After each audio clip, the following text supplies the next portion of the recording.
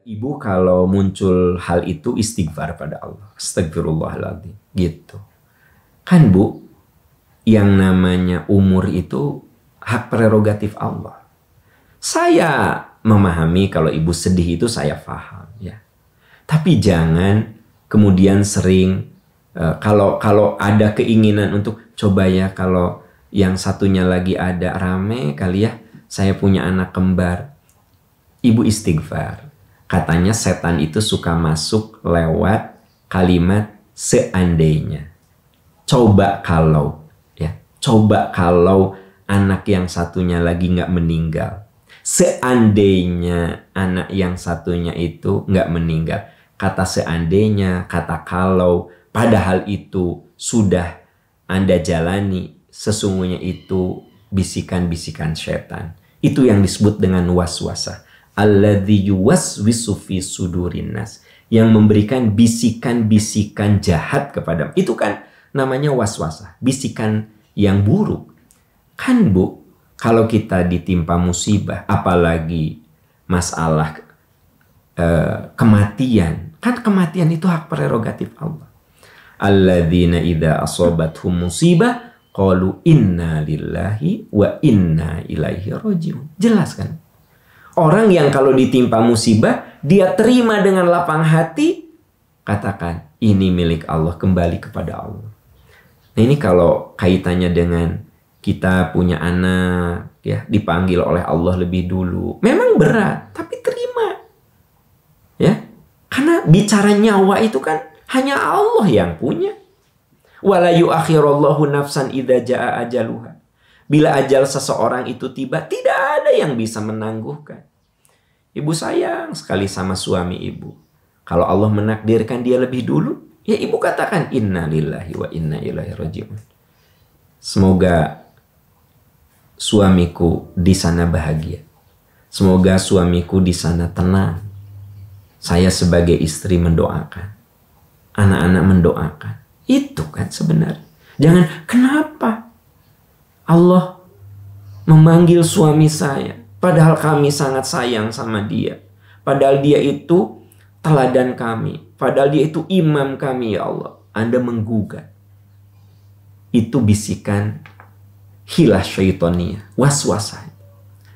Coba kalau anak yang satu lagi ada, itu hilah syaitoniyah. Ibu istighfar saja. Astagfirullahaladzim. Langsung katakan, inna lillahi wa inna ilaihi rajiun. Jadi ada saat kita ini kudu melawannya dengan kalimat yang diucapkan, Bu. Misalnya, coba ya, misalnya ibu lagi gendong bayi yang satu ya. Ujuk-ujuk terbersit aja, tiba-tiba terbersit. Coba ya kalau yang satunya lagi ada. Langsung ibu bilang, astagfirullahaladzim.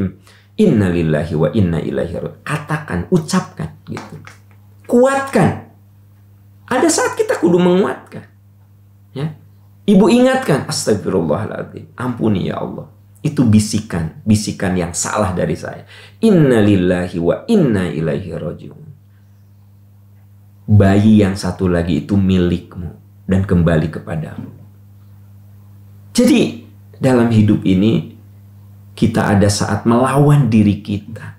Ya. Ada orang yang kehilangan suami, wah, berbulan-bulan, bertahun-tahun gitu. Itu kan namanya meratap. Sedih itu boleh, meratap itu haram. Ya. Suami meninggal, anak meninggal, orang tua meninggal, kita sedih, menangis, boleh. Rasulullah saja menangis ketika istrinya wafat. Ya. Bunda Khadijah, Sayyidah Khadijah radhiyallahu anha, menangis Nabi. Ya. Ketika sahabat beliau Mus'ab bin Umair itu wafat, nangis Nabi. Ya. Ketika putra Nabi yaitu Ibrahim meninggal, nangis Nabi itu. Jadi nangis yang sifatnya manusiawi itu boleh. Sedih yang sifatnya manusia itu boleh. Yang tidak boleh itu berkelanjutan, berlarut-larut. Berbulan-bulan masih nangis ya. Bahkan gini, saya ingin ikut ayah, saya ingin ikut ayah, gitu ya. Terus anak jadi nggak diurus gitu, ya. Fokus ke mikirin almarhum suami, itu merata. Itu justru membuat menderita suami Anda.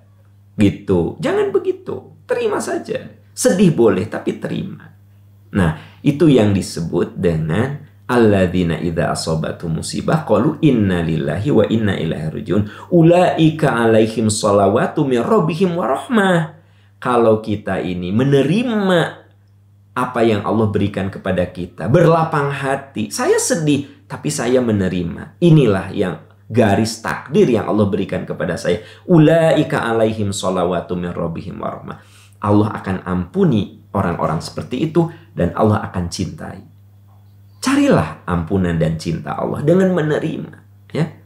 Jadi saran saya, ibu istighfar dan ibu katakan inna lillahi wa inna ilaihi raji'un. Allahu a'lam bissawab.